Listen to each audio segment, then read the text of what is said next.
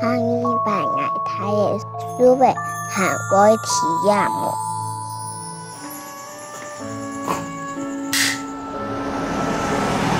我从台北来，我来这边开店，我叫于轩。从他成都人家话，那伊嘛个生意会做呢。现在要把这个爱心送给对方，送给你们旁边的人。我们很努力在做你教我们的，店长，我觉得你很不尊重我们。更加唔是钱，以后你就要聊台钱呢。这个店咩，唔好在意嘅。阿姨，佢快死。妈，我根本呢都拿不出彩。哦，你会做那些家吗？